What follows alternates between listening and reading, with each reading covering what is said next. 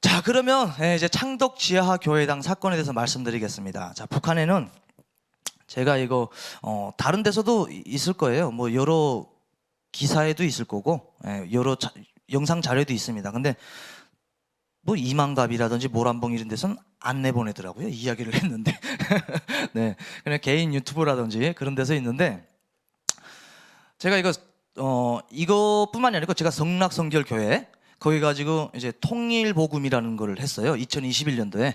그때 제가 북한 사람 대표로 해가지고 그 나무 들고 나가가지고 이렇게 했는데, 저도 짬짬이 북한 그런 데 많이 가서 좀 좋은 일을 하고 있습니다. 네.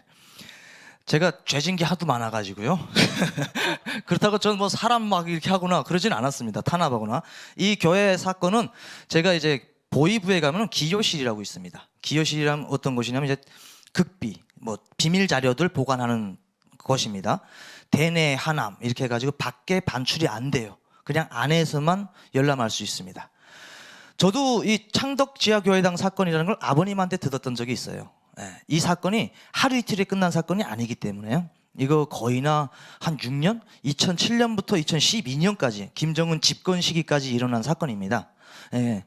그래서 이거는 어떤 사건이냐면요. 제가 여기 나가서도 이제 뭐 다른 또 북한을 위해서 또 하는 그 교회에서 책도 내고 했더라고요.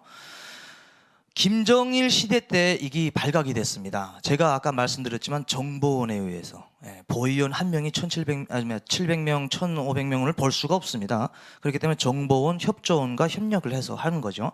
그런데 정보원에 의해 가지고 이 창덕에서 교회라는 것이 있다는 것이 좀 발각이 돼 가지고 그때부터 수사가 들어가기 시작을 한 겁니다. 근데 그때 목사님 김땡땡 분인데, 그분께서 원래는 연안에 그 교회가 있었대요. 뭐 많았나 봐요. 보니까 연안 교회에서 거기 성도님이었대요. 근데 이제 해방이 되면서, 북한에서 이제 해방이 되고 전쟁이 일어나 가지고 뭐 남과 북이 갈리면서 그분이 이제 창덕으로 들어가 가지고 운동 생활을 하셨나 봐요. 그러면서 거기서 이제 신앙을 믿고 하나님께 계속 이제 뭐 저거 했나 봅니다. 그런데 그게 아들한테, 본인이 아니고 아들한테도 그 영향을 미쳤어요. 그 아들도 되게 높은, 북한에서 말하면 엘리트 대학이면 엘리트 대학이죠. 그런 대학까지 졸업을 했습니다. 그런 대학까지 졸업을 하고 거기 대학을 다니면서 자기 집안을 꾸린 것 같아요. 제가 보니까 그 자료들에 보니까. 그리고 그래서 한두 명 만들고, 이 한두 명 만들어 가지고 이 교회당 사건이 국가보위부에서 되게 큰 사건으로 했어요.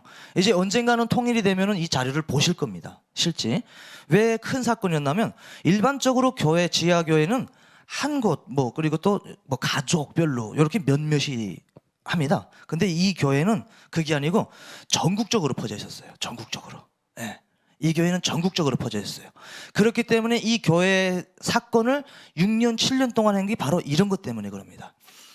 어떻게나 교육을 받았는지는 모르겠지만, 이 교회에서는, 창덕리에서는, 여기 지금 나오고 있죠. 여기 창덕이라고. 여기가 좀 산지가 많은 리입니다. 원래 연안은 연백벌을 끼고 있기 때문에 벌이 많아요. 벼농사 짓는. 근데 여기는 조금 나무가 많고 산이 많아가지고 과일나무라든지 이런 것이 많습니다. 근데 이분께서 이제 주변에 개성, 그리고 평안남도, 평양시, 그리고 함경남도를 비롯해가지고 한 6개 도회가 총 30명의, 정확히 말하자면 34명의 34명의 이 성도분들을 데리고 계셨더라고요. 근데 이분께서는 활동을 되게 많이 했어요. 활동을 되게 많이 했는데 이제 정보원에 의해서 발각이 된 이후에도 계속 활동을 했습니다. 이 사건 자료를 제가 다 말씀드리자면 시간상 너무 길기 때문에 그 정보원이 어떻게 접촉을 해가지고 그 사람이 어떻게 성도가 돼가지고까지 얘기하려면 너무 길어요. 그래서 지루해하시잖아요. 그렇기 때문에 기본 팩트만.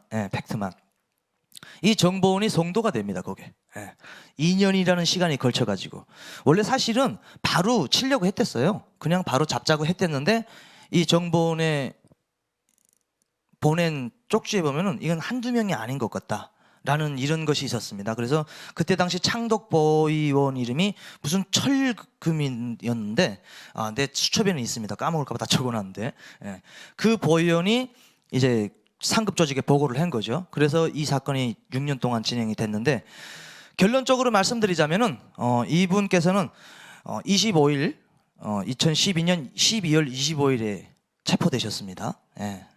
그때 진짜 이 목사님께서는 노하우가 많으신가 봐요. 한 번에 모인 적이 거의 없답니다. 그 많은 성도들이 그냥 딱 한두 명, 그리고 또 자기가 직접 가서 그분이 온다든지 이런 식으로 했기 때문에 성도와 성도가 누군지 모른답니다. 무슨 공작 교육을 받은 사람처럼. 흔히 보이부 정보원들이 그렇거든요. 정보원이 누가 누군지 몰라요.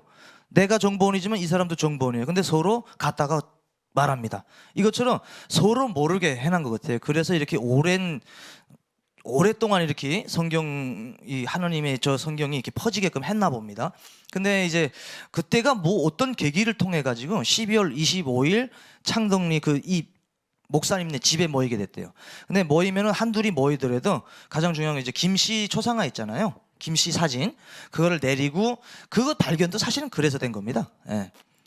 그거 내리고 이제 십자가를 걸고 하다가 그때 정보원이 우연치 않게 들어갔다가 초상화가 내려져 있기 때문에 이거 뭐지 했는데 이 목사가 막 아유 집에 손님 왔어 하고 내보내다가 미심적으로 의심이 좀 들어가지고 신고를 한 거죠. 근데 이 사람 뭐 초상화 닦기를 했다라고 했는데 아무래도 이 사람이 번기 있잖아요. 이상한 나무 토막이 있었다라고 된 거예요. 그래서 사실은 발각이 돼가지고 이렇게 된 건데 2012년 12월 25일 날 그때는 다 모이게 됐었답니다. 무슨 일인지 모르겠는데 원래는 2010년에 다 모이기로 돼 있었는데 어떻게 돼가지고 그때 안 모였대요. 자료에 보면은. 그래서 25일 날 2012년 12월 25일 국가보위부 특수기동대라고 있습니다. 평양에. 평양에 그 특수기동대라고 평양시 청어동에 있어요. 청어동에 신병훈련소하고 같이 있는데 거기에 있는 인원 40명이 총동원돼 가지고 창덕 리 자체를 포위했습니다. 리 자체를 포위해 가지고 그날 사건이 마무리가 됐는데 김정은 시대에 들어서 가지고 이게 뭐 부르는 같은 지시가 내려와 가지고 끝까지 마무리는 못 졌습니다. 솔직히.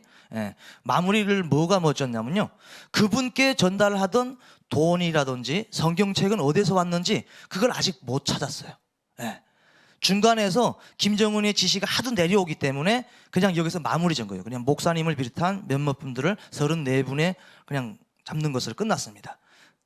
그러니까 가장 위에 있는 분은 몰라요, 누구인지. 그 목사님은 이제 12년에 뭐 거기에 자리에 뭐 6개월 동안의 조사 끝에 총 4분이 그렇게 됐습니다. 4분이 저거하고 12분이 정치범 수용소 갔고, 그리고 나머지 분들 몇 명, 이게 뭐 형벌도 그런 게 있지 않습니까? 뭐 주범이냐 공범이냐 뭐 이런 거에 따라서 이렇게 적어되기 때문에 그에 맞게끔 북한에서도 처리를 했는데, 제가 그 책을 이제 창덕 지하교회당 사건이라는 책을 보면서 이게 교회가 우리나라에도 이거 북한에서 우리나라에도 이게 교회가 있는가 말로만 듣었는데, 그리고 다큐를 통해 가지고 외부를 통해 가지고 북한 주민들에게 성경을 전달하려고 하는 사람들이 있다라는 거를 다큐를 통해서만 봤는데 실제 있는가 하고 그때 또 한번 새롭게 느꼈던 그런 계기점이 된 것 같습니다. 제가 알게 모르게 북한에서 성경 활동을 하시는 분들이 꽤 많습니다. 이거는 실제 북한에서도 알려지고 있고, 그리고 TV로도, 조선중앙 TV로도 이 성경에 대해서 나오고 있습니다. 북한 주민들에게 왜 이렇게 성경을 북한 주민들에게 인식을 시키려고 하고 있다. 이걸 성경을 왜 북한 주민들에게 안 알려주려고 하는지 아세요? 간부들은 성경 알고 있습니다. 북한에도 성경이 있어요.